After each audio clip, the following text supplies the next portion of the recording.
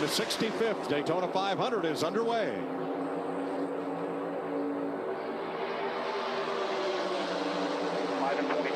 Better to the bottom, right with you out back. Still in line. 5 and 22 are connected.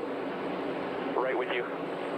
Right with you. Your run will come back. There's a 1 gap behind the 22. They're released down there, still half off of you.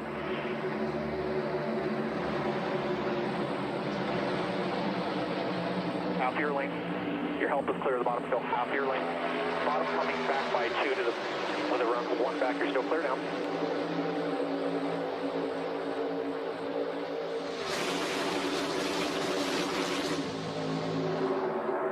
Alex Bowman spotter Kevin Hamlin doing air traffic control as they come to near 200 miles an hour, completing lap 1, led by Kyle Larson.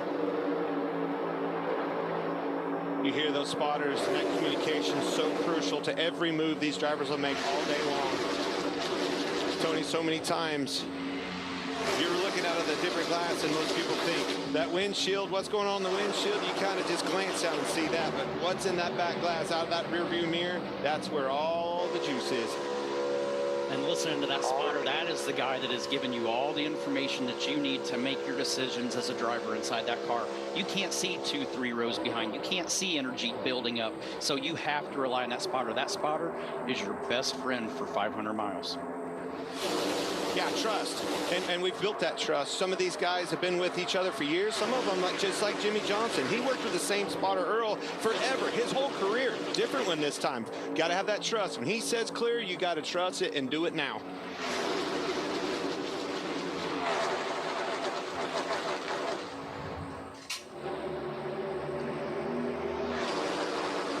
So why are we pace car formation at near 200 miles an hour? Because nobody can break free and nobody can get far enough out to really make a big maneuver at this point. Cloud cover, you know, it's cooled off just a little bit here. Track's got a lot of grip, and these tires are brand new. As they start to wear out, you'll start to slip and slide around. Drivers were talking about being tight right there off of turn 4 that you see.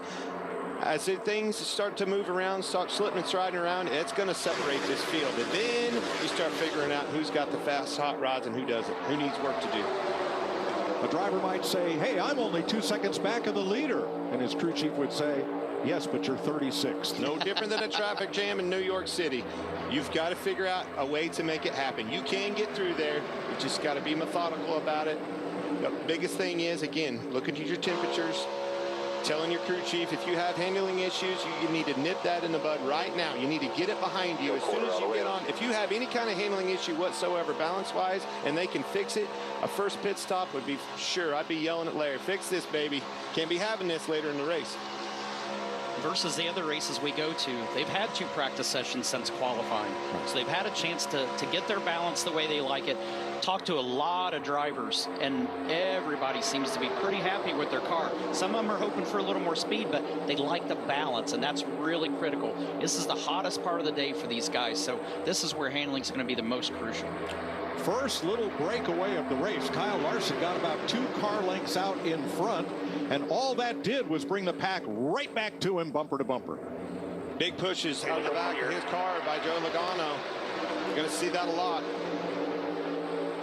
You have to be careful with those pushes. The Fords all weekend long, we've seen the Fords have been able to push harder on the rear bumpers of the car in front of them. You see the 10 car Eric Almirola pulling right up to the back of Bowman. Have to be careful of those pushes. Don't be too aggressive. You can spin them out. And the 2 front row starters remain side by side. Alex Bowman has the overall record in that purple Rick Hendrick Chevrolet for 6 consecutive front row starts in this race. Last year's pollster Kyle Larson on point is Bowman's teammate. We saw Alex in his qualifying race. He got out of that pack in a hurry. Did not like the way his car drove. It had speed for qualifying, but it didn't have balance for the race. That's the good thing about the last 2 days. Getting the opportunity for him and his crew chief to look at the other cars, look at Kyle Larson's car, look at Chase Elliott's car, and try to figure out what is the combination to get him most comfortable to where he can lead like this.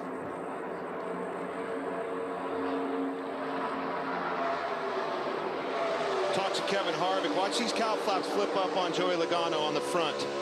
He said you're not doing a good enough job pushing if them cow flaps aren't. That's negative air pressure on there, pulls those cow flaps up. As he gets away from Kyle Larson in front of him, you won't. But as soon as he gets close enough, watch his cow flap.